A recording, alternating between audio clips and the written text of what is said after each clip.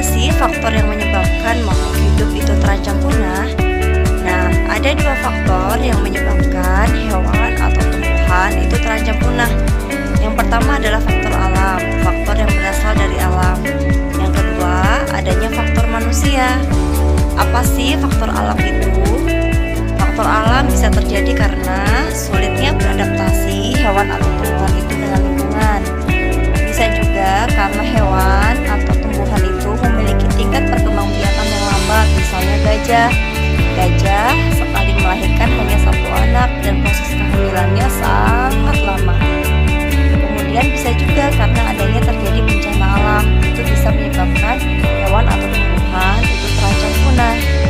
Kemudian adanya faktor manusia, ini ada banyak sekali penyebabnya, misalnya penebangan dan pembakaran hutan, kemudian penggunaan pestisida atau bahan kimia secara berlebihan, kemudian adanya perburuan liar dan juga pembuangan limbah dan sampah ke alam, misalnya ke sungai, ke laut, seperti itu. Nah, anak-anak, yang pertama kita akan belajar tentang hewan langka dulu. Apa sih hewan langka itu? Hewan langka adalah berbagai jenis hewan yang keberadaannya sulit ditemui di alam bebas, jumlahnya terbatas, dan hanya hidup di suatu daerah tertentu. Di negara kita, Indonesia, ada banyak sekali hewan yang termasuk dalam hewan langka. Apa saja sih? Misalnya, burung cendrawasih. Coba lihat, indah bukan burung cendrawasih ini? Burung cendrawasih karena keindahan bulunya, dia juga disebut sebagai burung surga atau the bird of paradise ya. Burung surga, indah sekali bulunya. Burung cendrawasih ini hanya ditemukan di Papua. Nah, karena keindahan bulunya, dia banyak diburu oleh para pemburu sehingga dia menjadi hewan langka. Kemudian ada juga badak bercula satu. Dia hidup di ujung kulon, Banten. Nah, para pemburu itu mengambil culanya untuk dijadikan bahan obat-obatan. Ada juga orangutan yang hidup di Kalimantan. Ya, orangutan ini mulai punah. Kenapa? Karena adanya kerusakan dari habitatnya. Habitatnya hutan itu dijadikan untuk lahan pemukiman, perkebunan, sehingga dia tidak punya tempat tinggal. Kemudian karena juga adanya perburuan liar, sehingga orangutan ini jumlahnya sangat terbatas.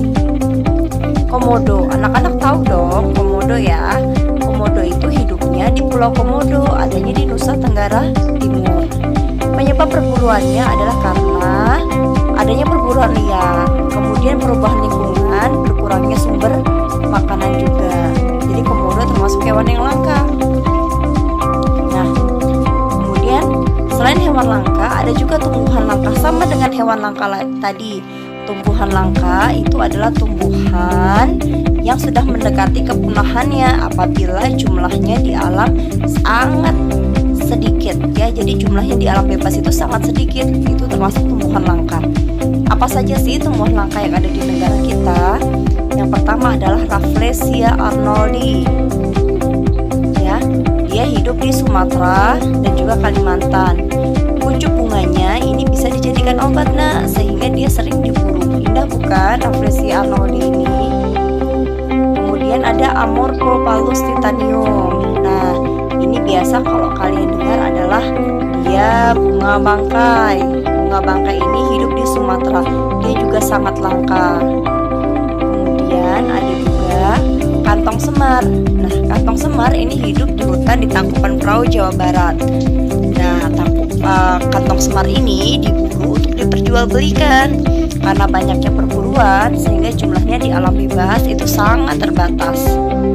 Ada juga cendana. Nah, tumbuhan cendana atau pohon cendana ini ditemukan di Nusa Tenggara Timur. Dia bisa digunakan sebagai rempah-rempah, juga sebagai pengharum. Baunya sangat wangi. Ya, dia banyak diburu sehingga jumlahnya juga terbatas. Selanjutnya adalah Aquilaria atau gaharu, ada di pedalaman Kalimantan. Nah, gaharu ini memiliki kandungan damar yang wangi sehingga dijuluki emas yang beraroma dari hutan. Dan tentunya harganya sangat mahal ya nak, sehingga banyak diburu untuk diperjualbelikan juga. Nah, anak-anak ibu, hewan dan tumbuhan yang langka itu perlu dilestarikan. kalau kita tidak lestarikan, keberadaannya nanti akan hilang atau punah. Kita tidak bisa menemuinya lagi atau sulit untuk menemuinya.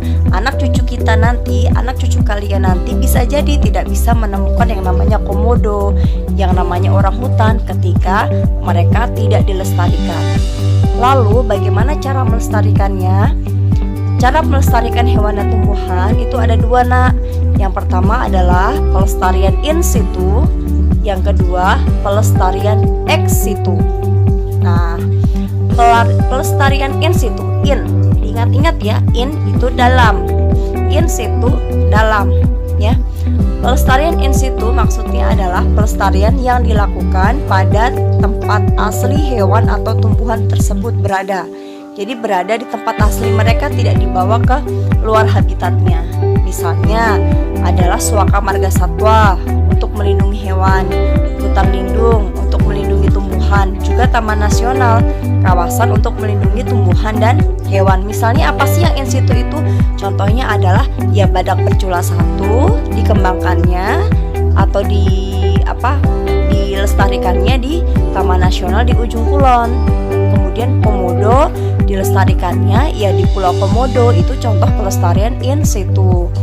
Kemudian yang kedua pelestarian ex situ. Ex itu luar. Nah, berarti pelestarian ex situ adalah pelestarian yang dilakukan di luar tempat tinggal aslinya. Jadi misalnya contohnya adalah kebun botani, taman safari, kebun binatang, tempat penangkaran hewan, dan seterusnya. Contohnya misalnya, Bu, kok kita bisa menemui komodo misalnya di kebun binatang Ragunan. Nah, itu contoh dari pelestarian ex situ, pelestarian di luar habitat aslinya. Nah, anak-anak, begitu ya penjelasan tentang hewan dan tumbuhan langka. Jelas bukan? Terima kasih anak-anak atas perhatiannya. Assalamualaikum.